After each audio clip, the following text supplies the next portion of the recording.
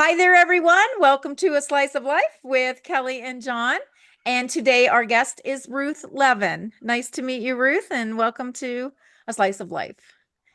So, Thank you so much, and Kelly. you're Yeah, going to share and John. your slice of life with us today. And the first thing I wanted to ask you about was what is, because I don't know what it is, movement and embodiment. What does that mean? It says you on your resume, you do that. What is that? Yeah, thanks for asking that question. Sometimes I'm so far down that wormhole that I forget that those are not necessarily familiar terms. I'm sure you Yeah. both have your respective wormholes. Yeah, I like to use those terms instead of dance. You could Okay. use the Okay. term dance, but I feel like when I talk about dance, if I use the word dance, I think people get an idea of certain types of shapes or movements or sequences of steps that equal dancing. And I'm more interested in helping people, and including myself, connect with an experience of the sensations within their body and following the body's natural leadership towards states of health and fulfillment. Okay. I get that. That makes sense. I got to ask you, what brought you to that? Did you start as a child as dancing, dance lessons, and all those other things that would get you to this point? I actually started as an athlete. I was in the bizarre world of synchronized swimming, now called artistic swimming. I don't know if you saw it in the recent Olympics, but it's a pretty crazy, It's wonderful but beautiful. strange. Yeah. It's Ah, beautiful to yeah. watch. It is, yeah, yeah, and very hard to do, but also Huh. very fun to do. And then I noticed as a swimmer that my strength was the artistic aspect, the expression, the feeling, and the technical was a little less my strength. So when I decided to stop doing that, I went into dance at about age 15 and have been studying dance since then. That said, I was also the type of kid who like needed to touch everything and like roll on the floor and bounce off the walls, like a very kinesthetic kid. So I feel like I've been interacting with the world in a very physical way my whole life. Yeah. That's a good way of expressing it. Yeah. I was going to say when you were talking about movement and embodiment and what it means and what it is, it's what it says. To me, when I go to my chiropractor, I always leave feeling like I want to move. It just loosens me up and I want to move and I come home and I dance around and my dogs look at me like I'm like, what is she doing? Can we do that? And it just makes me want to move. So yeah, I understand what you're saying then. And do you have classes or something? Do you teach? I do, yeah. I first just want to say that's wonderful, Kelly. That's like that natural. I do think the body has a natural appetite for that, which again is why I've tried to release the word dance a little bit because I believe movement is for every human and it doesn't have to look any particular way and that we can it's sad to miss the opportunity to just have fun and feel good moving our bodies by thinking that, oh, I'm not good at it or I can't do it. You know, I know so many people who feel like they can't dance, and that is absolutely not true. We just gotta we gotta really embrace feeling awkward. Um, Right. and then, yeah. Well, and you Which don't even wasn't, need and I don't music. mean, You just, you know, yeah, you I was you just just going to ask move. that. Yeah. I was just going to say, is music a necessary part of this or no? It's not necessary. No, it can be a lot of fun. It can be helpful. But I think it's actually really good to do both, to move also without music. Yeah. Okay. Yeah. Yeah, like stretching and just moving your body um makes you feel alive, but also it's good for your body. It's good for your bones and your muscles. And as you get older, which I am, it's important for me, I know, to move because I work from home and I sit on my butt all day long, like a 10-hour day. And I have to make myself get up throughout the day just to make a lap. You've So got to then move. I get Kelly to sit at home on a Saturday and do 6 hours of recording Yeah, videos. I sit interviews a Uh, lot. sitting on So our I need some what is it, movement and so what's the embodiment part? What's that? well, embodiment I mean, they go hand in hand. Okay. For me, embodiment is a little bit more of a focus on the practice of feeling the sensations in one's own body. Okay. I'm sure you've both, I certainly have had many experiences of I kind of going about my day doing tasks and on a certain level forgetting I have a body and am in a body. Um, so I actually think it's a very real skill to practice sensing and turning our attention towards the sensations within our own body. And I think it's one of the skills that can serve us best as humans. Yeah. Does Okay. that? Yeah, yeah, that makes sense. Um, yeah, because we get in our head so much. And as you're aging, as I'm aging, I lose my balance sometimes, and I am not focusing on using my body properly or well, or, you're just kind of flipping around doing whatever you're doing, and I'll lose my balance. And I think I'm getting older. I can't be falling. I've got to pay attention and be very intentional about how I move. Yeah, I don't know if yeah, that's and I think also our bodies are kind of like continual compasses for us in terms of our wellness, right? Like actually sensing, am I hungry or am I full? In yeah, order to be able to sense that, we actually have to be feeling what's happening in our body, which is a skill. Or, is my foot falling asleep? Have I been sitting here too long? Is my back starting to cramp up? Things as simple as that.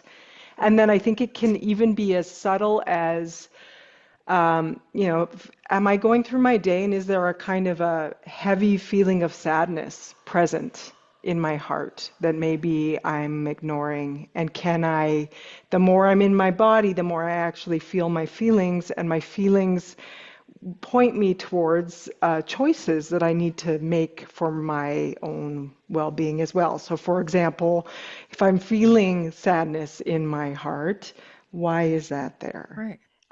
Maybe I haven't connected with uh, my friends in a while and I'm feeling alone. Um, maybe I've been spending too much time on activities that aren't actually deeply rewarding to me, or actually putting me on my life path that's most meaningful or that I'm meant to be on. Have Sure. either of you had moments in your life like that where maybe there's a feeling it takes a bit of time to kind of open into or realize, maybe leaving a relationship, things like that? Yeah, but not, it wasn't as clear as what you're saying right now because, you have it even day to day, an interaction with someone that doesn't go well, and it sits with you and it bothers you and nags at you. And I've learned to let things go like that because as long as I've done my best, or I may have to send off an email and say, hey, whoops, sorry, I didn't mean to say that. And then I can let it go. Or if I don't get that from the other person, then, okay, that's on them. Let it go. So is that what you mean? Kind of something like that? Just, That's exactly what I mean. Yeah, but that nagging feeling is kind of usually there's some kernel of something really important in yeah. there. And maybe it's okay doing that extra step of communication to really stand up for yourself or apologize for something, or maybe it is kind of reconnecting with, okay, this isn't actually that important. Right. Maybe I'm feeling insecure about something, and so then I kind of tend to my little Yeah. heart a little bit, and Yeah, yeah, that's taken practice for me. I've had to learn to let go, and I've had to learn I can't control someone else's behavior, whether it's good or bad, or they've misunderstood something and I'm not able to explain it to them. I can't control their insecurities. I have to just understand this person's insecure. They're going to behave, accordingly towards me, and there's nothing I can do about it. So I just have to let that go or whatever it is. Sometimes it's my own, wanting to maybe push my feelings onto them or my opinion onto them. And I have to back off and go, now I'm, I need to set the boundary for myself and not, try to go across their boundary. Um, and that's something that takes, thought. Like you said, you have to be aware, self-awareness. Yeah, beautifully said. Yeah, beautifully said. Thanks for sharing that. Um, and then I also read that you deal with grief. Now, are you like a grief counselor or N Not part of your officially, part of your no, but I lost a partner 5 years oh, ago now. Yeah, pretty uh, tragically, oh, and you're young. He must have been young. yeah, and it was just my first She. experience of losing somebody who was very close to me, and it was, of course, deeply hard and sorrowful. But now, 5 years later, I can see the beauty that came of that experience. And so, and I learned a lot of what I feel is important stuff during that process.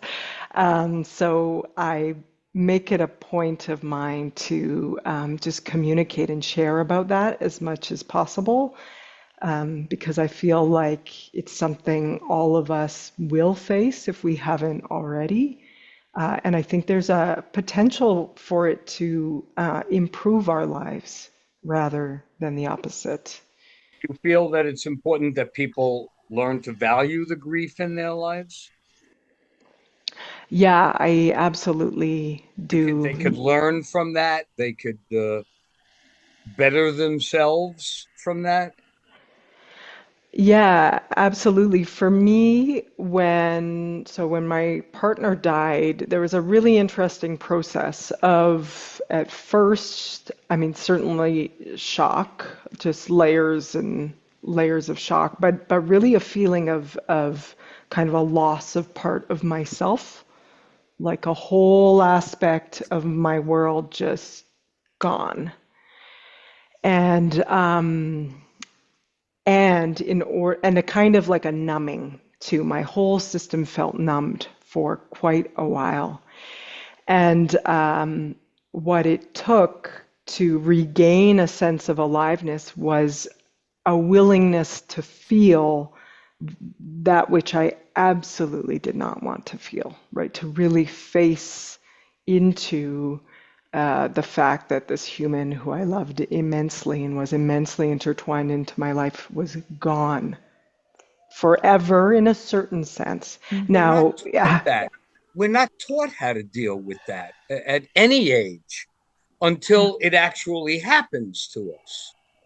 And, you either grow from it or it causes you to decay from it. Yeah. Or at I'm least not good that's at how I, grief. I really do not handle grief well at all. Loss, that kind of loss, it destroys me.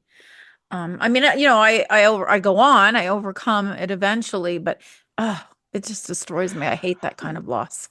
well, I mean, I do think that feeling of being destroyed, I actually think that's inevitable. I think that's a part of it. And that's what, in a sense, makes it so hard. No part of any human wants to feel that feeling. But there's something in, as we let ourselves feel, it also feels by nature completely overwhelming. Like way too much. I can't handle that. Kind of like I'm just gonna be destroyed also by Yeah. the feeling. But then there was something, at least for me, that as I turned into the sorrow,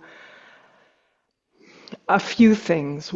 One is I started to regain more of a sense of aliveness again. I also started to feel a sense of him and his love, just in a different form. And I could start to understand that that pain was love, just a different side or quality or color of it.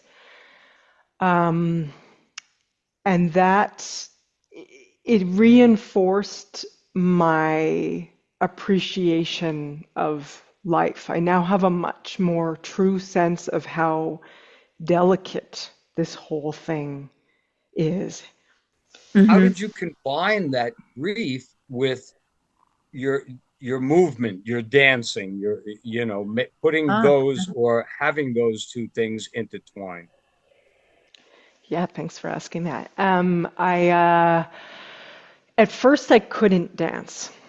It was actually too painful because as soon as I'd start to get into my body, the pain was just too much. So it was important that I let myself take my time, kind of turning into it. And I think that's important also for others in terms of that grieving process. It feels like a really fine balance of turning towards the pain and kind of self-care and even distraction sometimes is very healthy. But finding that building up kind of our strength and then turning into the pain and then kind of letting it go for a bit. So, and I actually also met him. His name was James. We met at a class called something called Five Rhythms, and that's a type of ecstatic or conscious dance practice. So it was also sad, but also meaningful to kind of turn back to that type of dance practice because it was our main thread of connection. Um, but as I was able to do that more and more, it was a way of starting to give the grief some shape and some expression, to just let my body find the shapes or the qualities or the movements that I was feeling in my heart, to let the whole body share that process. Also, somehow made it feel less like it was going to swallow me and more like, oh, I have a boat, I have a vessel on this river of feeling. And so that was very helpful. And it also felt like something I could offer to him and feel almost a sense of connection to his spirit or his presence, or kind of creating a bit of a magical state that to be together in that space that's such a also. pretty way of putting it. Yeah, that's really pretty.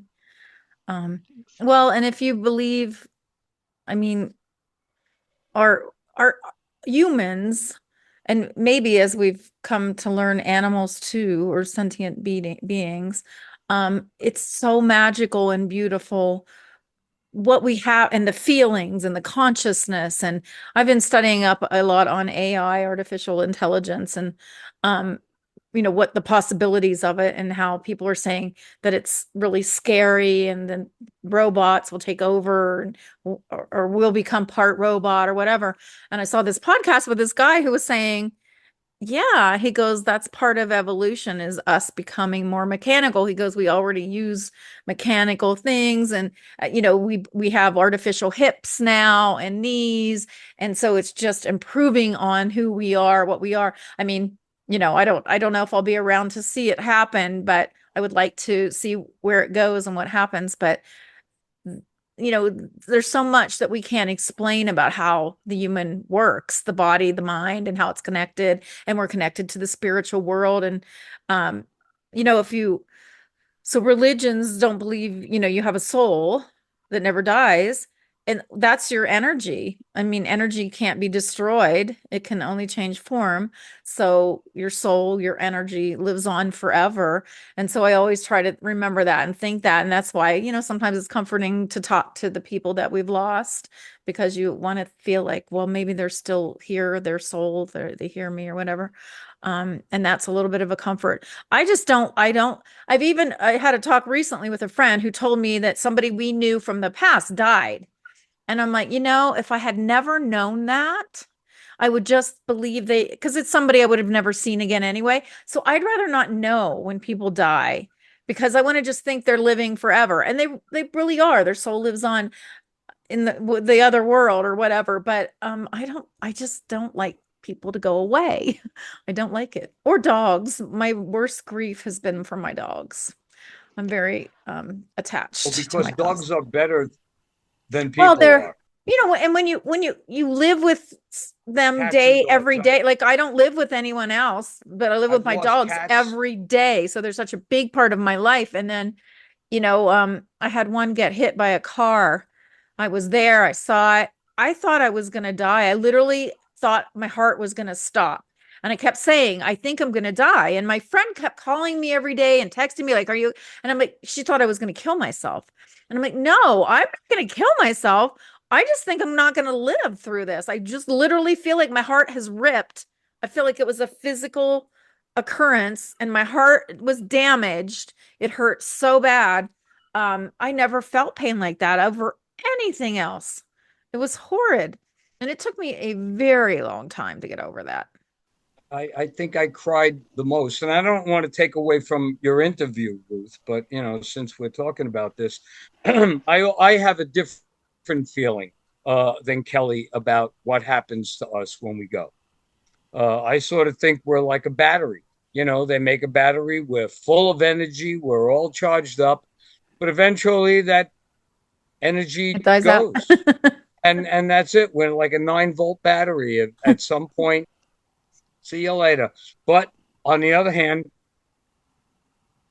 I mean, I loved my parents, but as we learned that eventually they're going to go, they're going to pass away. And they did. You know, they had good lives. Maybe one passed away sooner than I would have liked him to. And my mom, who we would have assumed she would have gone a lot earlier, lived to 94. But they had good lives, and I knew they were going to go. And when they went, it was heartbreaking, but that was it. But when I held my cat as the doctor had to put that cat to sleep, I lost my mind. I lost my mind. Um, I still hate talking about it. Yeah. We do grieve over different things in different ways because of, I guess, like we talked about, you're never taught how to grieve. Um, and there are things that have happened in my life that have affected me, and I didn't let it go, and it affected me physically, and certainly mentally.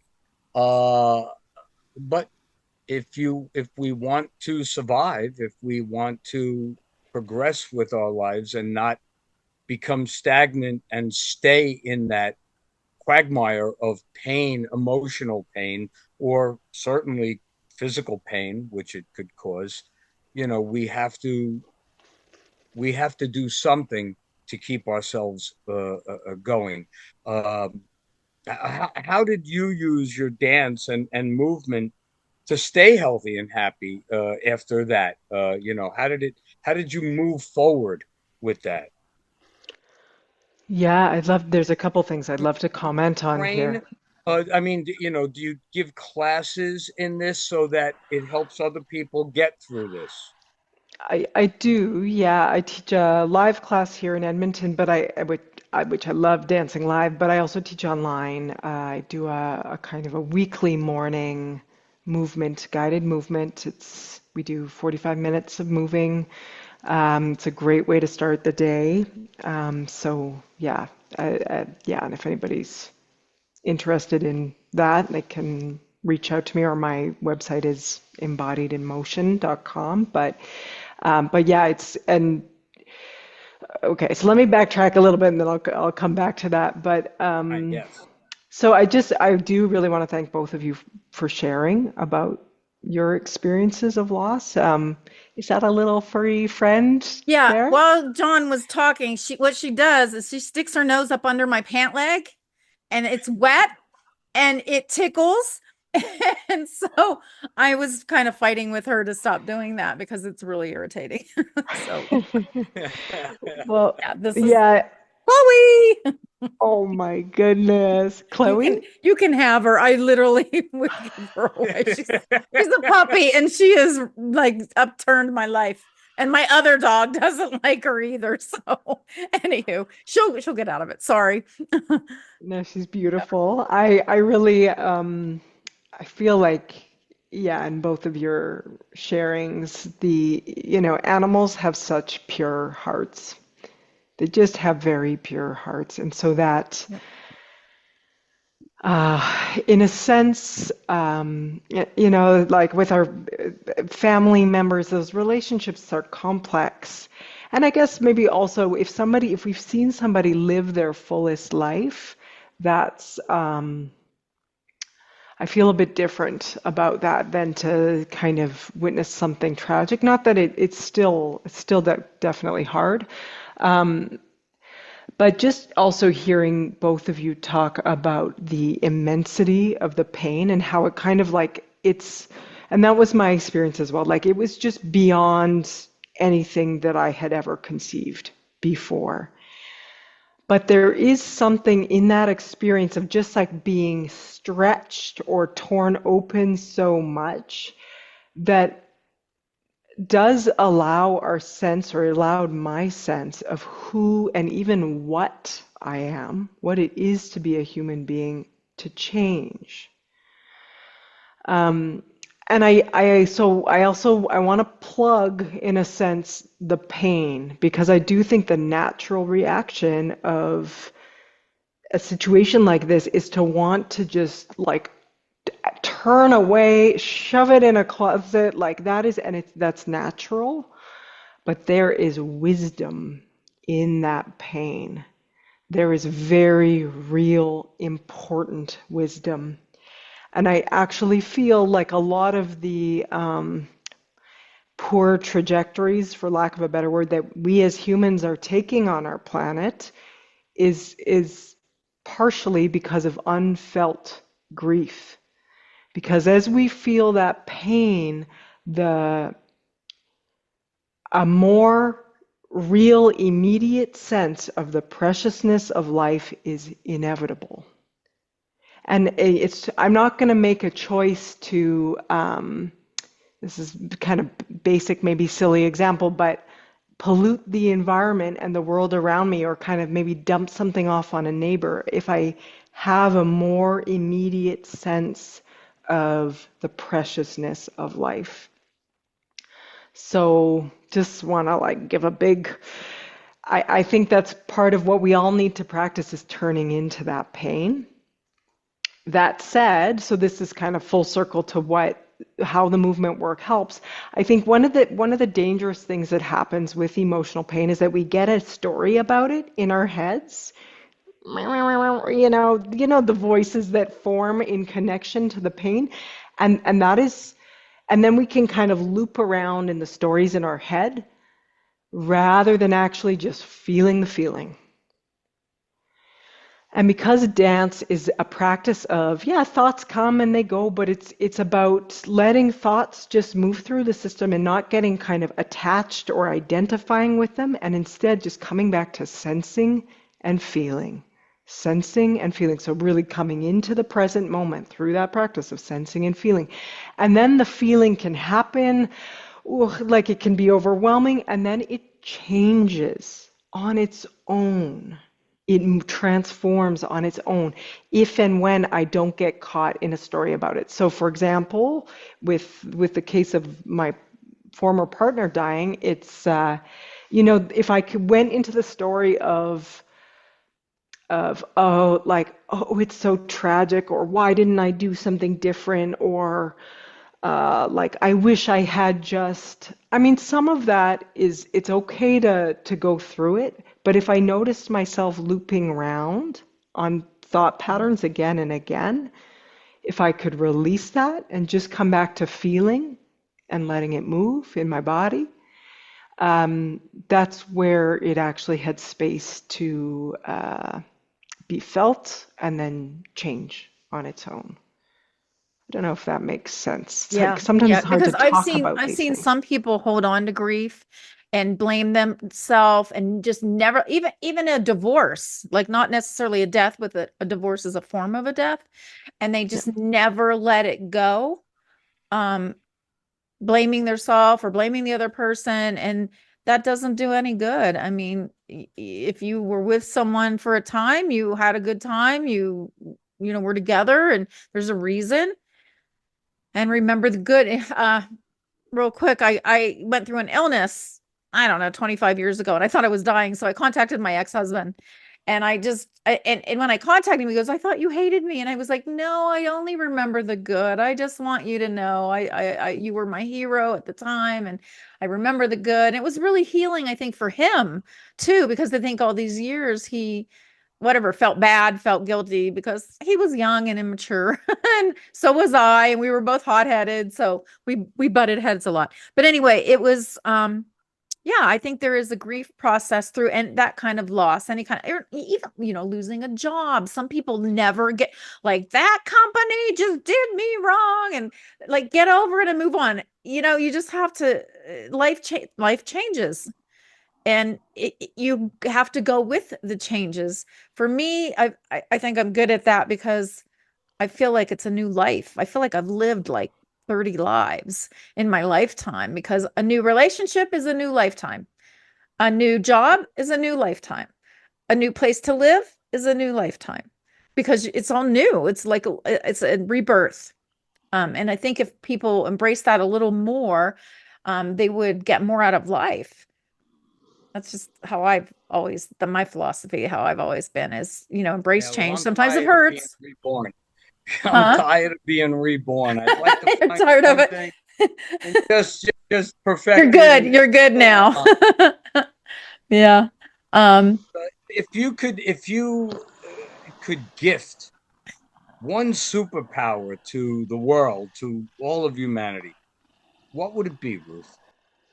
ah. That's, thank you for asking. Yeah, I also am very curious how both of you would answer this. You go first.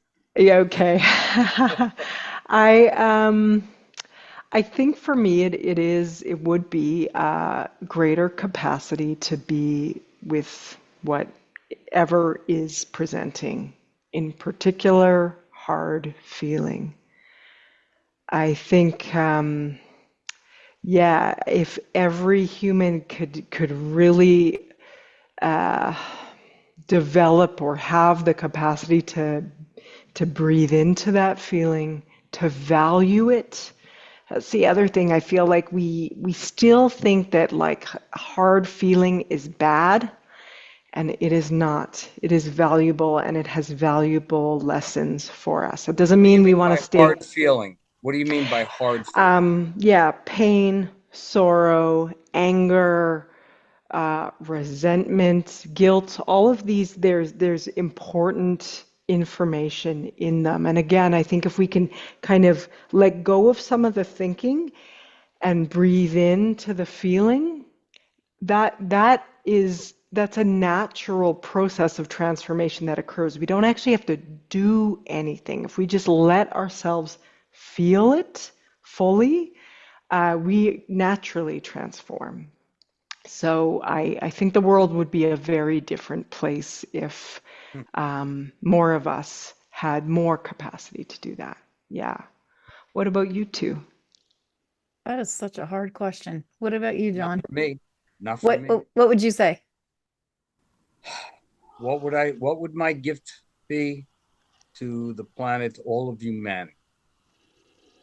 I am a child of the 60s. My, I grew up during that. I grew up during that peace and love era. And then throughout the 70s, I got to experience it, live it. Uh, Now, as I got older, people just think I'm crazy. I bought a house a couple of years ago, and the front of my house is nothing but peace signs. Whether it's flags, it's a big sign on a big peace sign on the front wall. In every window, there's stained glass peace signs, and of course, maybe it's because of my last name and what it means. Well, Uh, yeah. but I found that growing up in that era, it was we wanted to bring peace and love to the world. Obviously, we failed. Um, and but I keep it within me. And I mean, Kellie could tell you, we end every episode with me giving a peace sign. I and there is I am 1,000. I know you can only get 100% of anything, but I am 1,000% against guns. I am 1,000% against violence. It bothers me that my country is does not get that anymore. I'm part of a generation that really believed in it every step of the way, and this is my take on it. And then as we got older, we wanted to leave the security and comfort of our parents' house, so we went out and rented apartments. And then we were like, wait a minute, I got to get a job. Pay for And, this. and I and wait, my dad's not going to buy me another car. I got to buy a car, and I got to pay gas money and car insurance. And wait a minute, this girl wants to go out, and I got to I got to pay for dinner, and I need clothes. And many of my generation lost sight of the peace and love and became capitalists, and we forgot about that. And and granted, I mean, we I worked, I earned money, I did all those things, but I didn't let go of that. We need to keep the air clean. We need to keep the water clean. We need to give our kids the best, and I don't even have kids, but we need to give kids, and I don't mind paying taxes for schools for kids that I don't have. We need to do that.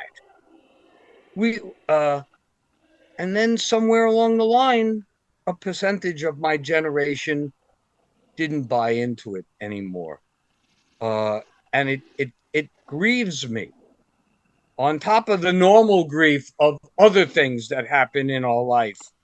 Uh, and as you know, I see things that just bother me because we did have such a great grasp on it in the late 60s and into the 70s, but then we got credit cards, and we had to pay those credit cards. And in order to do that, we had to take our focus off of the beauty of life and put our nose to the grindstone. And you know, you wake up in the morning and you forget to smell the coffee.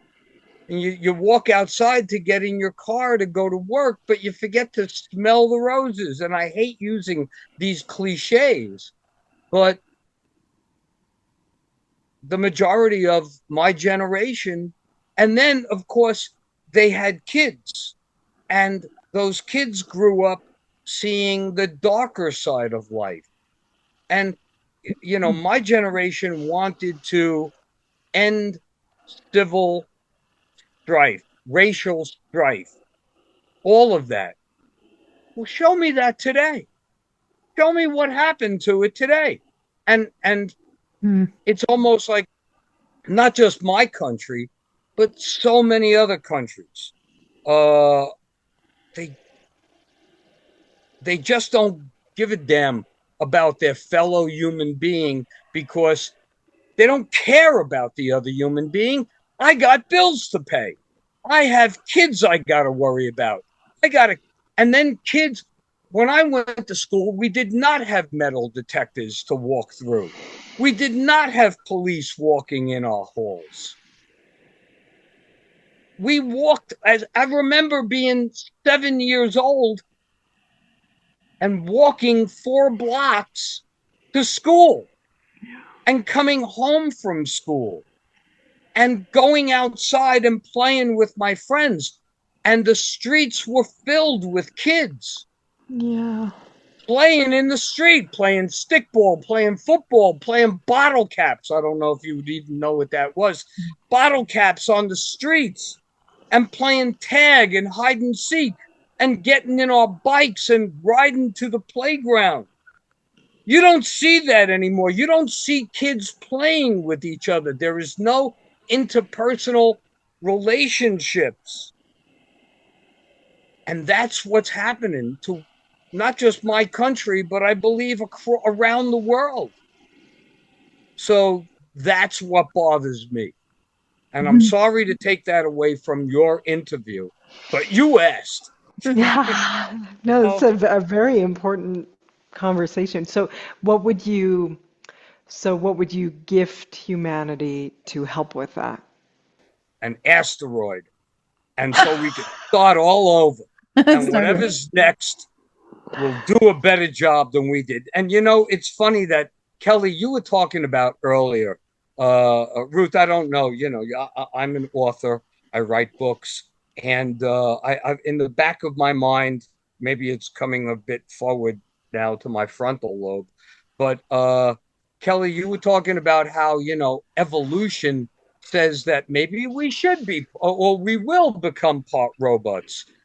I don't think that's right. I don't think that's right. But on the other hand, I also have this idea for a story of, just like now, archaeologists for the last 100 years or so, and now, and certainly in the future, they dig up these old civilizations of thousands and thousands and thousands of years ago. And what they usually find, they find the most information in looking through garbage heaps of what they were. And not that they had graveyards, but when they find bodies that are or have been buried, and the things that are buried with those bodies.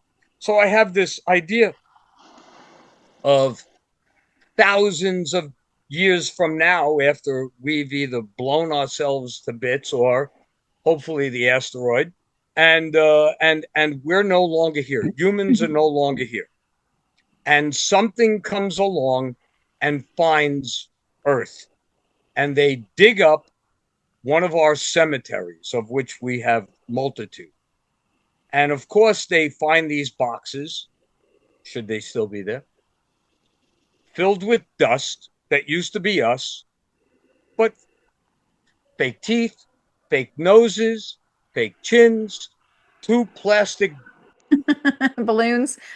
balloons where breasts used to be, fake hips, fake knees, and they're going to go, oh, they were a robot, and who knows what else might be inserted into us over the next 100 years. Uh, and they're going to find us and they're going to go, this is whatever Well, these were. they This is already are, like they're planting chips in the brain to help stimulate the electrical impulses so yes, paralyzed people can move. So we yes. are, advancing that way Right. to, Or people who unfortunately have lost limbs where they replace them yeah, with yeah, artificial limbs. yeah. So And that's and robotic. I mean, the that's, future's that, gonna think we yeah, were. yeah. And that really scares me. Why Uh though? I think it's okay. I think if we can just keep improving and becoming better and evolving to be more survive longer, live better lives, to me, I I think it's guess okay. Yeah, my only question with that, I agree, Kelly, that I think there's a way to, I think technology can enhance life. I feel like so far we're not doing the best job of that. And I do think kids and phones is a great example, kind of as per what you were Yeah. sharing as well, John. And actually it connects back to the body as well, just how much time is spent looking at a screen. and That not is, being active, running around. That's why I don't know what it's Yeah. like up in Canada, but that's why it's the we have an same. It's basically obesity the we same. have an obesity Yeah. problem with children. Yeah. They're sitting in front of a either a But TV that's screen. because of our food. That's what we're eating. Well, Um, yeah, exactly, but they're partially. stagnant. They're not. Yeah. I lived across when I lived in L.A. I lived in Chatsworth. I lived across the street from Chatsworth High School. I know when I got out of school, we couldn't wait to get home, take off our school clothes, put on a pair Go of out and jeans, play.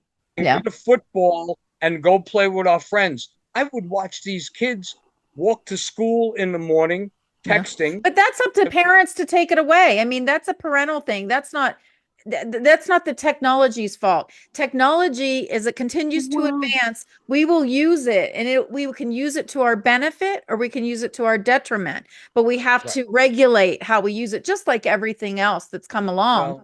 Well, Just we like we are cars, not we have speed limits. we We are have not that restrictions. society. I don't believe that we have grown into the society of, okay, now when you have, you got to teach your kids before they play on video games, or they start talking But to that's their friends. changing. That's been addressed. Parents are addressing that. Parents are concerned. A lot of I don't things have see to it. change. We've got two parents working because you can't afford to live on one income. Correct.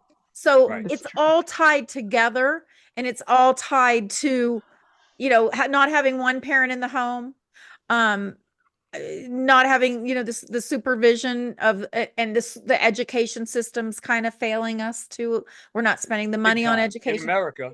Yeah. Absolutely. So those are all things that can be corrected though. It's not like, oh, technology exists, so it's causing all this. We are causing all this. People are causing all this. So it can be corrected, and technology can be used for the good, but we aren't doing it. We are responsible. We have to take responsibility for it. My superpower to people would be to self-awareness, more self-awareness.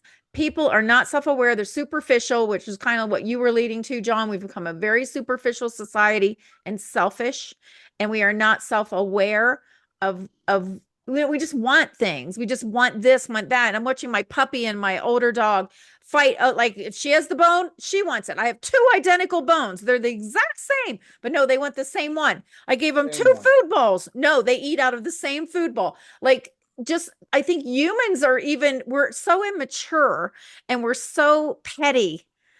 We've not, in America, I mean, I'm speaking for the US, we have not matured. We are petty, we are superficial, capitalistic. Everything's about what you have and getting more, and we have just stuff coming out of our ears, and some of it we use, some of it we don't. And we're not self-aware, and we're hurting other people without even being aware of it or caring that we're hurting other people. We're so self-centered. So to me, I feel like technology is awesome. There's so many advancements in the medical field, in the medical industry, that are Yes. really going to help save people's lives and prolong lives and make us have better lives. Um, or the food we eat is over processed or processed, period. So I feel like, Jon, our generation, you're a little older, I'm a little younger, but still, I feel like our generation, and there's about a 40-year span that we just didn't pay attention. We just stopped paying attention and stopped doing our civic duty and paying attention to what's happening around us, and let all of this happen. And now we're sitting here blaming technology.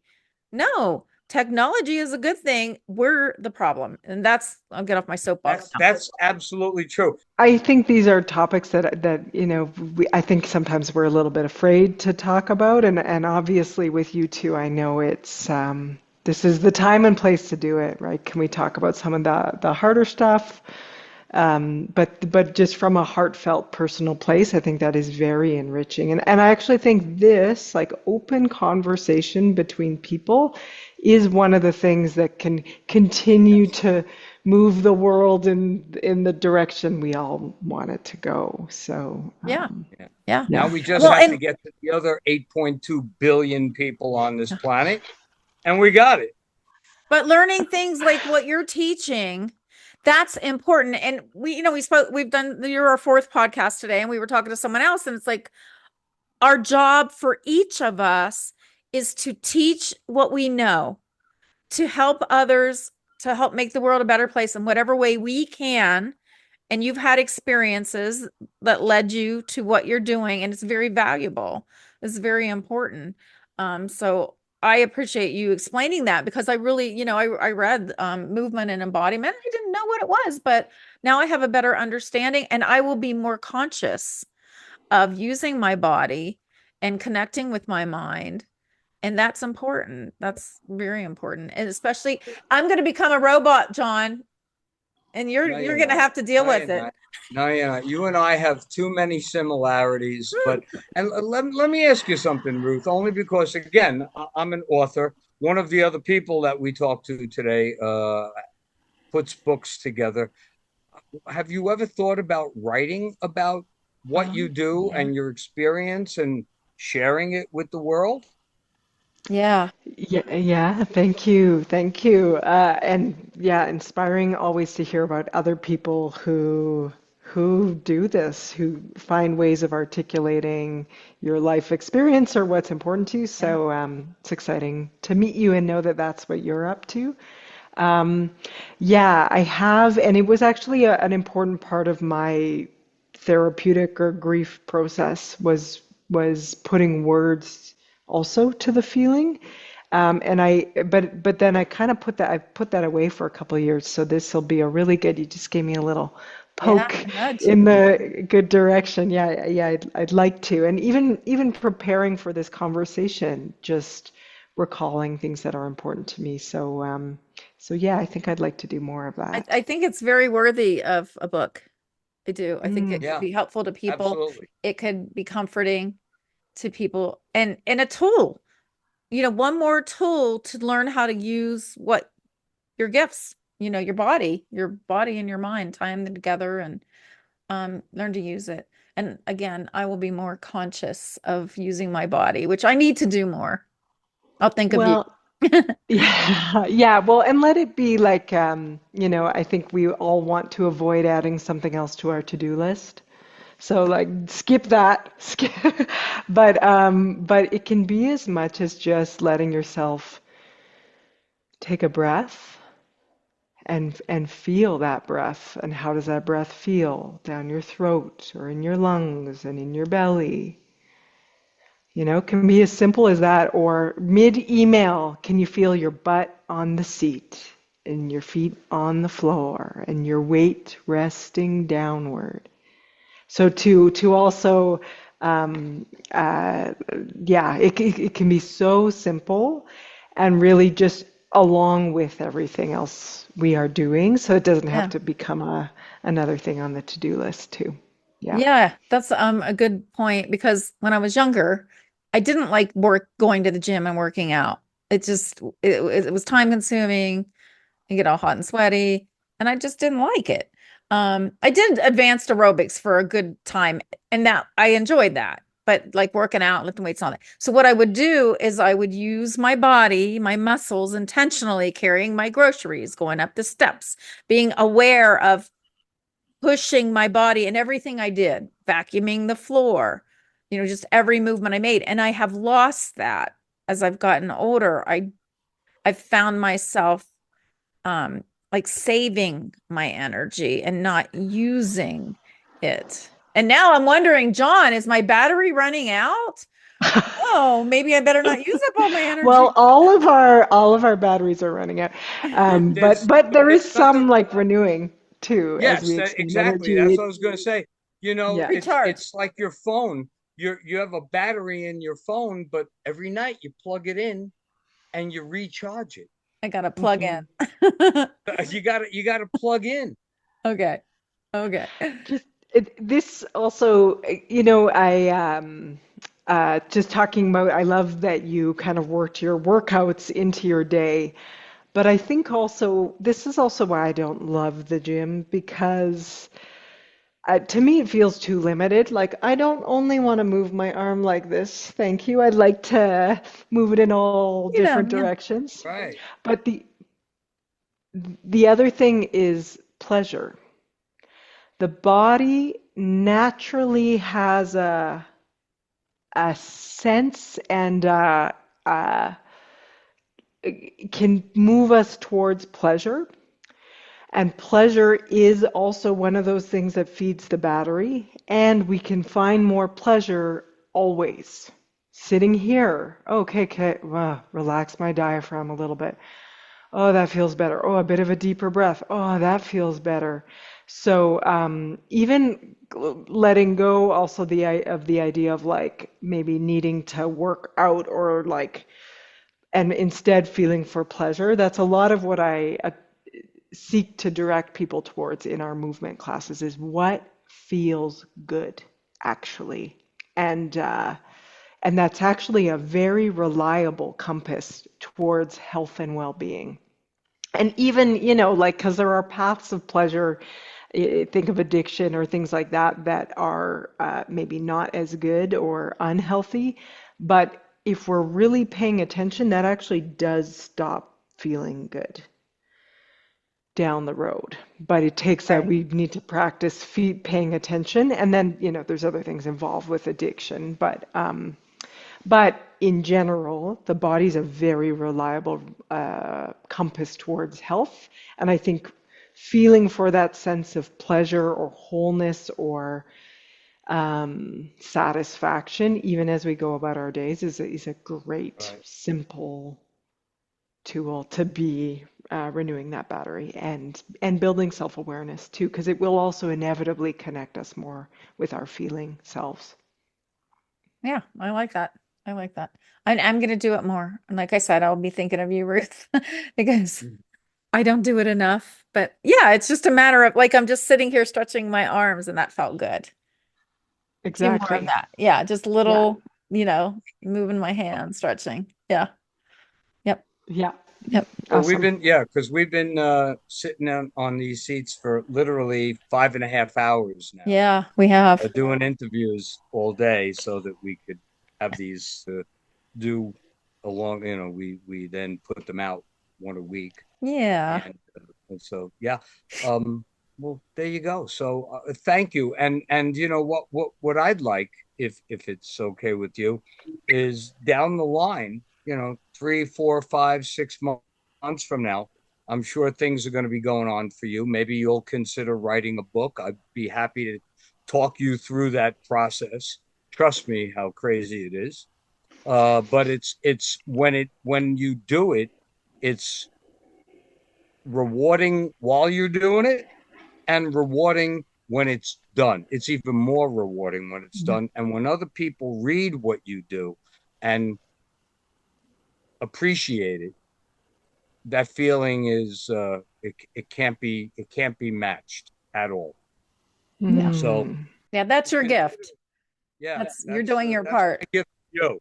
Yeah. Please do that. Mm. And I've gotten. I'm not going to say a lot of people, but there are many people that I've passed through in the last 10 years, 12 years since my first book came out. That I can't tell you how many people come to me and said, I'd like to write a book, and now I have a couple of shelves in my house that are just books that people have written, and my name's in the acknowledgments just for helping them along the way, and it means a lot to me. But then it was the same for me in all of my books. There are acknowledgments of those who helped me along the way. Yeah. You have to thank those people because we would not be here, even in every sense of the word. We would not have achieved the things that we have done had it not been for other people who Yeah. believed that we could do it, but know that we needed a little help along the way. And they gave us that little pat on the back or a push of the ass, and got us going, and that was it. So thank you. We really appreciate what you offered to our audience tonight. Yeah, I really feel like I got something out of it and I'm inspired. So thank you, Ruth. Yeah, Mm. Yeah, thank you. Thank you both so much. Yeah, Yeah. thank you for having it was me, our and pleasure. thank you for, yeah, sharing with me also. Yeah, really, yeah, got a You lot out you of got it out of this us. conversation. Yeah.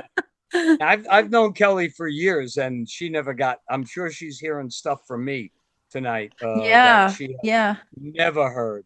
My heart But was just swelling. I was just like, oh my gosh, I love this guy. I know you're a peacenik and a really good guy, though. I already knew that about you, but I didn't know you were that passionate and that caring. And yeah, I mean, sometimes we don't always express, when you're having a conversation or, in a friendship, you don't get that deep always.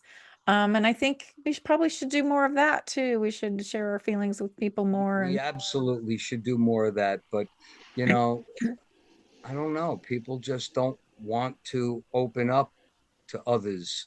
Even yeah, even those who are close, they yeah, just don't want to because they feel, especially guys, I can't, release my masculinity. I'm a man. I can't show that I have a soft side. You know, most men would cry if you gave them the opportunity, yeah. so We're just a pretend society. We just pretend everything. We pretend that we're fine. We pretend that we're a professional and we're putting forth this image to the world that's right. pretending instead of just being genuine. Hey, I'm human. Sometimes I say the wrong thing. Sometimes I fall down. Sometimes I do the wrong thing. I don't know everything. We have to learn how to say, I'm sorry, I don't know. And I'm a human. I make mistakes sometimes. So yeah. See, that's just it. You want us to be human and android. I can't do that. I can't do I that. want us to be human and live forever because I don't like when people die. Well, let's look at it. Live forever? No. I mean, and people say, you know what really gets me pissed off? When people say, life's short. No, 500 years ago, life was short. You got to Well, you got to now it's maybe long. make it to 32. Maybe. Now we've exceeded that. And now, it even bothers me when I see people in wheelchairs and walkers and hooked up to breathing machines and stuff. Granted, had it not been for technology and medicine and all that stuff, they wouldn't have made it. But what is the quality of their life? That's where you have to consider that. But that's where the technology is saying they're going to change your quality of life. You're going to live another 20 years and have a better quality of life during that 20 years. Okay. Look, and we talked about this We'll see. already. Yeah. Keith Richards is going to live forever. Okay, the Okay? solution is sex, drugs, and rock and roll. There you go. Worked for me. I You like know. that solution. I'm on board. Yeah. Okay. Well, anyway, Well, Ruth, thank you for a very enlightening conversation that I just really haven't thought about before. And again, I feel like I really got something out of it. So thank you we for sharing your absolutely. gift with us. Thank you. Thank you both so Yep. much. Okay. Thank you. All right. End Take the care. show, All Kelly. right. All right. Bye, Ruth. Thank you. Bye. Bye. All views expressed in this video belong to Kelly Nicholson, John D'Amore, and guests. These discussions do not represent the opinions of any entity whatsoever with which they have been affiliated now or will be in the future. The opinions expressed are solely theirs, and since they are critically thinking human beings, these views are subject to change, subject to revision, and subject to rethinking at any time. These conversations are not meant to be taken as advice and are only for the purpose of entertainment. All statements may be based on hearsay and not necessarily valid proof of any claims in this video. It is not our intention to teach or advise on any topic. Unless otherwise noted, all photos are public domain. Thanks for watching A Slice of Life with Kelly and John.